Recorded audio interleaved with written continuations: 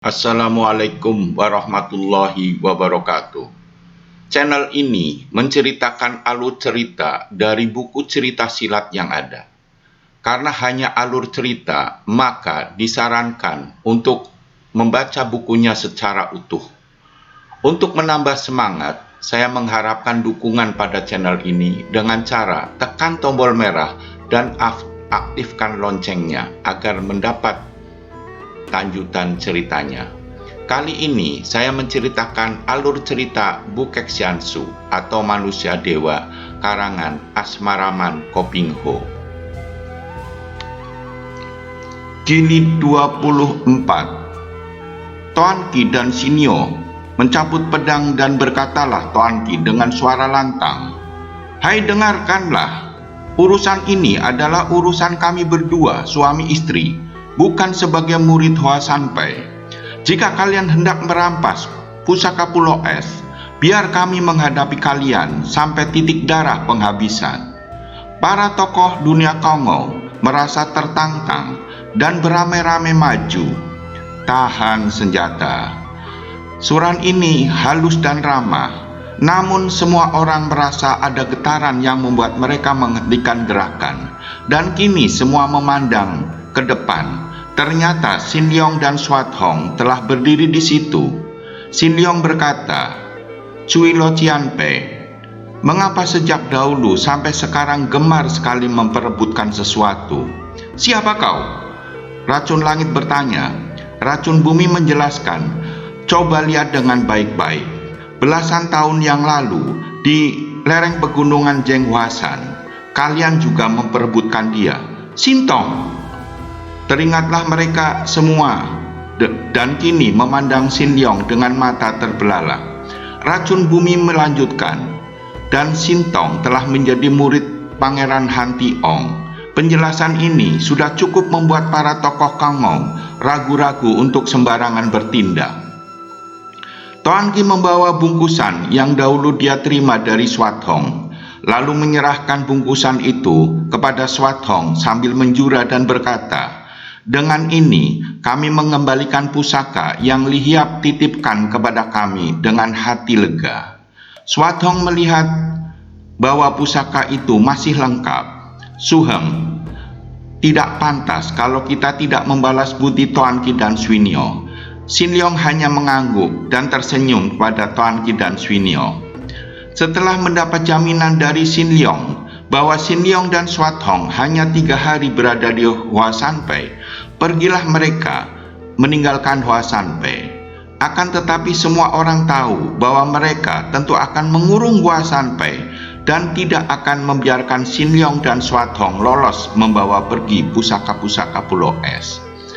Sin Leong lalu menjura kepada ketua Hoa Sanpai, para tokoh Hoa Sanpai, Toanki dan Swinyo, juga kepada Racun Bumi dan lainnya, kemudian berkata, terutama kepada saudara Lim Toanki dan Nyonya, "Sudah sepantasnya kalau kami meninggalkan sedikit ilmu untuk Jiwi pelajari. Dan kepada para Lo Tianpei, kiranya akan ada manfaatnya kalau saya melayani para Lo Tianpei main-main sedikit untuk memperluas pengetahuan ilmu silat." Racun Bumi, Siang Kuan Ho, tertawa dan berkata, "Ayo, aku yang tua bangka ini ingin memperdalam sedikit kepandaianku." Sin Leong menjura, harap Lo Tianpei berkenan menggunakan jurus-jurus Pek Lui Kun yang paling ampuh. Kemudian mereka bertanding. Bukan main heran dan kagetnya Racun Bumi melihat Sin Leong menghadapinya dengan gerakan yang sama.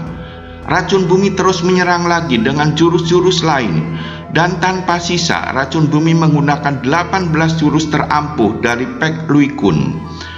Semuanya selain dapat dihindari dengan baik oleh Sin Leong, juga sekaligus memperbaiki dengan sempurna. Semua gerakan itu dicatat oleh Racun Bumi, dan setelah selesai memainkan 18 jurus pilihan itu, Racun Bumi melangkah mundur dan menjura sangat dalam kepada Sin Leong. "Astaga, kepandaian Tahiap seperti dewa. Saya mengaturkan banyak terima kasih atas petunjuk Tahiap," katanya agak tergagap. Racun Bumi menjura ke arah ketua Hwasan Pai dan lain-lainnya seketika pamit pergi dengan langkah lebar dan wajah termenung karena mengingat-ingat gerakan-gerakan baru yang menyempurnakan 18 jurusnya. Lam Hai Sen Jin melihat peristiwa tadi, tahulah dia bahwa Sin Leong memang bukan orang sembarangan dan agaknya telah mewarisi ilmu mujizat yang dimiliki oleh penghuni Pulau Es. Maka Lam Hai Sen Jin tidak mau menyia-nyiakan kesempatan itu dan meloncat maju dengan senjata Hut Tim dan kipasnya. Paman, muridmu Welun Tuako adalah sahabat baik kami. Harap paman sudi mengajarkannya baik-baik, kata Sin Leong, dan Sin Leong segera menghadapi serangan kipas dan Hut Him dengan kedua tangannya. Biarpun Sin Leong tidak menggunakan kedua senjata itu, namun kedua tangannya digerakkan seperti kedua senjata itu. Dan Sin Leong pun memainkan jurus-jurus yang sama, namun gerakannya lebih sempurna. Lam Hai Sen Jin memperlihatkan dan menghafal penyempurnaan 20 jurus campuran ilmu Hut Bin dan kipas. Terima kasih Sancai. Pengalaman ini tak akan kulupakan selamanya. Dia menyuruh kepada yang lain lalu berlari pergi.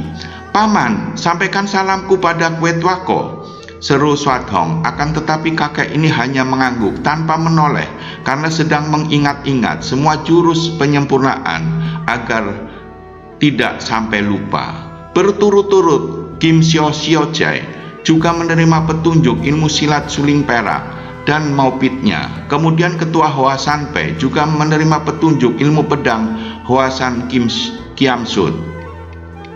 Para tokoh Kango yang mengurung tempat itu terheran-heran melihat 3 orang tokoh itu meninggalkan puncak seperti orang termenung. Akan tetapi diam-diam dia merasa girang karena 3 orang lihai itu tidak membantu atau mengawal muda-mudi Pulau Es yang mereka hadang. 3 hari lamanya Sin Leong dan Swat Hong tinggal di Hwasan. Setiap hari menurunkan ilmu-ilmu tinggi kepada Toan Ki dan Swinyo yang di kemudian hari mengangkat nama besar Hwasan Pai. Pada hari keempat, pagi-pagi Sin Leong dan Swat Hong meninggalkan markas Hwasan Pai, diantar sampai ke pintu gerbang oleh ketua Hwasan Pai, Toan Ki, Swinyo, dan para pimpinan Hwasan Pai lainnya. Semua yang mengantar Sin Leong dan Swat Hong merasa sangat khawatir. Sin Leong membawa pusaka di punggungnya bersama Swat Hong berjalan perlahan. Segera para tokoh Kongo itu muncul dan mengurung kedua orang muda itu dengan ketat, mempersiapkan senjata masing-masing dengan siap sikap mengancam. Sin Leong dan Swat Hong menghadapi mereka dengan yang menghadang. Sin Leong menggeleng-gelengkan kepala dan berkata, pusaka-pusaka ini adalah milik Pulau Es. Mana mungkin diserahkan kepada orang lain. Harap Cui suka memaklumi hal ini dan tidak memaksa kami. Orang muda yang keras kepala, kalau kami memaksa bagaimana? Racun langit siap menerjang ke depan dengan senjata Kim Hao Pang di tangannya. Sedunia nomor 1 juga sudah meloncat dengan senjata tombak di tangan. Juga semua anak buahnya ikut menyerbu. Sin Leong tetap tidak bergerak, hanya berkata, terserah pada Jiwi Lo Jianpei. Jiwi yang melakukan dan Jiwi pula yang menanggung akibatnya. Racun langit dan sedunia nomor 1 menyerang secara bersamaan. Namun mereka berteriak kaget dan meloncat ke belakang. Tongkat itu tepat mengenai kepala dan tombak itu pun tepat mengena nusuk lambung. Namun kedua senjata itu terpental kembali seperti mengenai benda yang amat kuat. Bahkan telapak tangan mereka terasa panas. Kini semuanya menyerang Sin Leong. Sin Leong tetap diam saja ketika belasan batang senjata yang bermacam-macam itu datang bagaikan hujan menimpa tubuhnya. Semua senjata tepat mengenai sasaran, akan tetapi tidak ada sedikit pun kulit tubuh pemuda itu yang lecet, kecuali pakaiannya yang robek-robek, dan orang-orang itu terpelanting ke sana kemari. Bahkan ada yang terpukul oleh senjata mereka sendiri yang membalik. Makin keras dia menyerang, makin keras pula senjata itu membaling. Racun langit mengelus kepalanya yang benjol terkena kemplangan tokatnya sendiri. Sedangkan paha sedunia nomor 1 berdarah karena tombaknya pun membalik tanpa dapat ditahan lagi ketika mengenai tubuh Sin Leong. Semuanya memandang dengan mata terbelalak kepada Sin Leong. Mereka melihat pemuda itu masih tersenyum-senyum, masih berdiri tegak dengan kedua tangannya bersilang di depan dada. Hanya bedanya kini pakaiannya robek-robek dan penuh lubang. Racun langit dan nomor 1 sedunia nomor 1 sadar tanpa melawan saja pemuda ini telah membuat mereka tidak berdaya. Betapa hebatnya kalau pemuda ini mengangkat tangan membalas. "Maafkan kami," racun langit berseru lalu melompat dan berlari pergi. "Sin Tong, maafkan," sedunia nomor 1 juga berkata lalu menyeret tombaknya, terpincang-pincang pergi dari situ. Melihat kedua orang yang diandalkan itu lari, para tokoh lain yang memang sudah merasa ngeri dan jeri tentu saja cepat membalikan tubuh dan berserabutan lari dari situ meninggalkan Sin Leong yang masih berdiri tegak di tempat itu. Swat Hong lari menghampiri Su Hengnya lalu memeluk Su Hengnya. "Su Heng, kau berbeda dari yang dulu. Ilmu apakah yang kau pergunakan tadi? Mendiang ayahku tidak pernah memperlihatkan ilmu mukjizat seperti itu. Su Heng, ajari aku." Sin Leong memegang tangan semuanya dan terdengar jerit tertahan darah itu ketika dia merasa bahwa dia dibawa lari oleh Su Hengnya dengan kecepatan seperti terbang. Makin yakinlah hatinya bahwa Su Hengnya telah menjadi seorang yang amat luar biasa kesaktiannya, menjadi manusia dewa. Pembalasan yang dilakukan oleh Kaisar Su Tiong dari Sichuan amat hebat dan dapat merampas kembali ibu kota Tiang'an. Perang hebat terjadi selama 20 tahun. Di dalam perang ini, Han Buong, putra De Quatlin bersama orang-orang kerdil juga tewas dalam pertempuran. Setelah berakhirnya perang yang mengorbankan banyak harta dan nyawa, kerajaan Tang kelihatan banyak kekuasaan atau kedaulatannya. Bantuan-bantuan yang diterima oleh kaisar di waktu merebut kerajaan membuat kaisar terpaksa membagi-bagi daerah kepada para pembantu yang diangkat menjadi gubernur. Yang lambat laun makin besar kekuasaannya dan seolah-olah menjadi raja-raja kecil yang berdaulat sendiri. Di samping itu, sisa pasukan pemberontak yang melarikan diri ke perbatasan dan menjadi pasukan-pasukan rial yang selalu mengganggu pemerintah.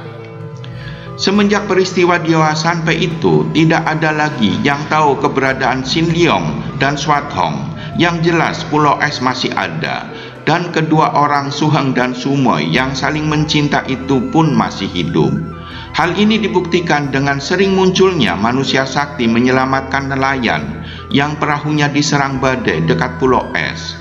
Muncul menggunakan sebuah perahu kecil yang didayung oleh seorang pria berpakaian putih dan seorang wanita cantik dengan kesaktian luar biasa. Puluhan tahun, bahkan ratusan tahun kemudian, di dunia Kongo timbul semacam cerita setengah dongeng tentang manusia dewa yang mereka sebut dengan Bukek Xiansu. Seorang laki-laki tua yang sederhana namun pribadinya penuh cinta kasih. Bukek Xiansu yang dikenal sebagai tokoh Pulau Es menurut cerita dari keturunan racun bumi Siang Kuan Hou, Lam Hai Senjin, dan Kue Lun, Kim Xiao Xiu Chai, tokoh-tokoh Hoa Sanpei, juga tokoh-tokoh Putong Pai. Tamat. Bersambung pada alur cerita Suling Emas.